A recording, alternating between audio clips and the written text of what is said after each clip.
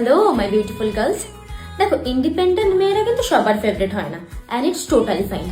তুমি যদি মোটা হয়ে কমফোর্টেবল হও আর লোকে যদি তোমায় দেখে মোটা বলে তো বলুক, তুমি পাত্তা দিও না। তুমি যদি রোগা হও আর লোকজন যদি তোমার দিকে তাকিয়ে বলে কি রে হাওয়া দিলেই তো উড়ে যাবে, তো বলুক, তুমি তাদের বাজেভাবে ইগনোর করে দাও। তুমি যদি শর্ট ড্রেস পরে কমফোর্টেবল হও আর লোকজন যদি সেই জন্য তোমার ক্যারেক্টারের ওপর দাগ দেয়, তো দেখ, তুমি তাদের সামনে আরো বেশি করে শর্ট ড্রেস পরে দেখিয়ে দিও যে তোমার কিচ্ছু যায় আসে না। তুমি চুড়িদার পরে যদি সব জায়গায় যাও আর লোক যদি তোমাকে গেও বলে, বলুক, তুমি যেটাই কমফোর্টেবল তুমি সেটাই করো। আসলে না, যা ইচ্ছা তাই করো রে, একটাই লাইফ বস। অনেক পুণ্য করে মেয়ে হয়ে মায়ের জাত নিয়ে জন্মেছি, রিগ্রেট নিয়ে মরে যাওয়া যাবে না। আর সমাজের কথা ভেবে জীবন তো লাশ হয়েও বাঁচা যাবে না, বাঁচবো আমরা নিজের মতো করে।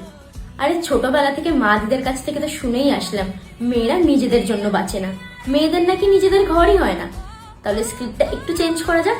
চলো আমরা সবাই প্রমিস করি, প্রথমে আমরা নিজেদের জন্য বাঁচবো, যেমন খুশি তেমন ভাবে বাঁচবো। শ্বশুর বাড়ি তো যেতেই হবে, তার আগে চলো আমরা সবাই নিজের জন্য ঘর বানাই। চলো এই সমাজে চুপচাপ হয়ে না থেকে দোষী ডান পিটে মেয়ে হয়েই থাকি। Happy women's day my all beautiful Darlings.